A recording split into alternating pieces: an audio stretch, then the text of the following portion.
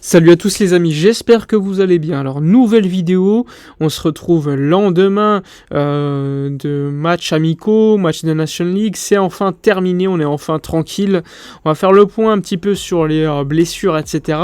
On a vu que Ronald Araujo avait notamment pris cette décision, mais juste avant, petit partenariat, encore une fois, petite annonce, partenariat. Comme vous le savez, j'ai un partenaire maillot, tous les détails sont dans la description. Il y a une promotion actuellement pour profiter de maillots, il y a des maillots rétro également, des anciens maillots de qualité, c'est des répliques évidemment, donc n'hésitez pas à utiliser le code promo pour en profiter, c'est à moindre prix et c'est de qualité. On va enfin également revenir sur toute l'actualité du FC Barcelone. Le mercato bat son plein déjà, alors qu'on n'est qu'au mois de septembre encore, donc ça va être intéressant à suivre. Donc on commence. Alors les blessés, je vous disais que Araujo avait accepté l'opération, donc opération qui aura lieu aujourd'hui en Finlande, absence entre 2 et 3 mois, donc il va probablement, peut-être, ça va être très limite, louper la Coupe du Monde au Qatar, hein. C'est un gros coup dur pour l'Uruguayen, même si la sélection uruguayenne espère néanmoins pouvoir compter sur lui, donc ça va être très limite, mais il n'est pas impossible qu'il joue le mondial, même si je pense qu'il ne sera pas du tout à 100%, donc il avait un dilemme, hein.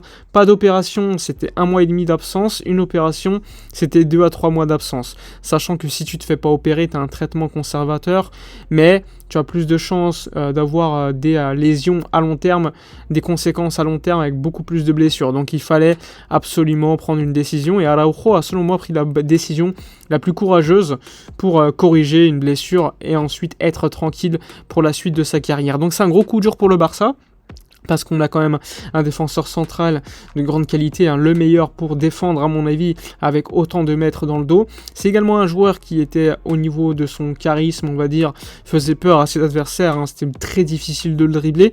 Là ça va être très compliqué de pouvoir le remplacer, sachant que Koundé est également blessé pour 3-4 semaines, donc il va falloir réussir à tenir ce mois d'octobre infernal sans nos deux meilleurs défenseurs centraux, et ça va être quand même plutôt compliqué. Mais bon, on va espérer que l'équipe soit compétitive, sachant qu'on a quand même des joueurs de qualité, hein. Christensen est un bon joueur, un bon défenseur, même si c'est pas leur qualité, c'est un mec qui peut apporter.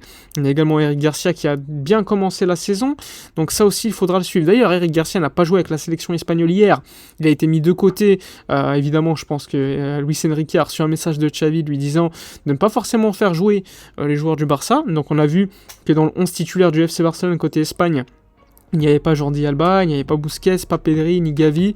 Donc pas mal de rotation. On a vu les joueurs sur le banc, voire ne pas convoquer comme Eric Garcia. Donc ça, c'était important. Donc on a fini hier avec aucune blessure côté espagnol. Ça, c'était important.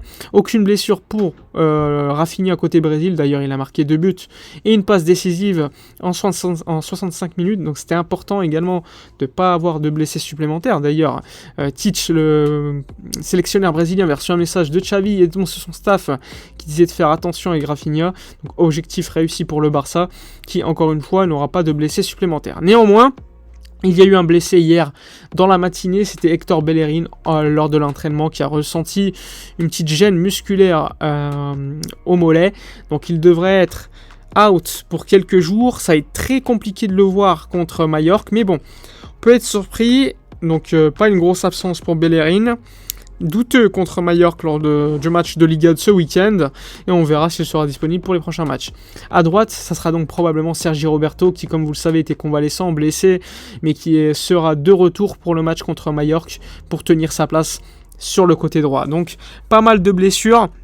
Pour faire le point, Dembélé de retour, De Jong de retour en fin de semaine, douteux contre Majorque aussi. Memphis, Koundé 1 mois d'absence, Araujo entre 2 et 3 mois d'absence, et Bellerin douteux contre Majorque. Donc ça c'est important. Concernant Ansu Fati, pas convoqué, il a eu donc la possibilité de s'entraîner avec l'équipe première normalement pendant la trêve internationale. Intéressant de savoir, c'est que Ansu Fati, comme vous le savez, les données GPS de l'équipe du coach sportif, enfin du coach Xavi et de son staff technique dénote que Ansu Fati ne peut pas faire plus de 50 sprints par match. On sait qu'un ailier dans un match il fait à peu près 100 sprints, que ce soit pour accélérer ou ensuite pour des retours défensifs, pour défendre, pour les retours défensifs. Donc ça c'est important de voir ces différences. Et donc il est totalement logique, à mon avis, qu'Ansu Fati soit géré de la sorte par Xavi, c'est-à-dire qu'il lui donne 45 minutes de temps de jeu maximum. On peut voir également rentrer en fin de match faire la différence. Et à mon avis, il va se rapprocher de plus en plus, à mon avis, d'un poste de numéro 9 pour quitter les côtés. Néanmoins, on peut être très surpris encore une fois. Il reste très très jeune. On ne va pas encore une fois être définitif concernant le futur d'Ansu Fati. Mais il est très probable qu'il rejoigne le poste auquel il jouait d'ailleurs à la Masia, c'est-à-dire comme numéro 9. D'ailleurs, c'est un joueur qui est très létal dans la surface, même si on avait cette habitude de le voir partir d'un côté et de le voir très très vif. Là, il est moins vif, c'est logique, il a moins de capacité de changement de vitesse, tout simplement parce qu'il a peur également de se blesser. Il y a également une gestion mentale de ce point-là à gérer malheureusement, et ça va mettre un peu de temps, hein. Dembélé, il a mis du temps. Dembélé a beaucoup de peur de se blesser à chaque fois qu'il accélérait. Aujourd'hui, cette peur, je pense qu'elle a disparu, et je pense qu'Ansu Fati, il faudra encore une fois ce processus peu à peu pour que cette peur disparaisse. Donc voilà pour l'aspect physique et mental de certains joueurs de l'équipe. Prochain match à Majorque, contre Majorque en Liga ce week-end. Lewandowski, pas de blessé également, pas de blessure. Donc on s'attend à un 11 compétitif, même s'il y aura la Ligue des Champions à la suite, hein, match contre l'Inter, peut-être l'un des matchs les plus importants, sans Brozovic qui s'est blessé avec la Croatie. Donc ça va être très excitant à suivre, hein, les prochains matchs côté Barça, avec un mois complètement fou. Et donc j'espère qu'on va quand même gagner les matchs les plus importants, continuer à remonter et gagner des matchs en Liga, et surtout assurer cette qualification pour la suite en Ligue des Champions. Ensuite, il y aura le mondial qui va nous permettre un petit peu au niveau du Barça de se reposer.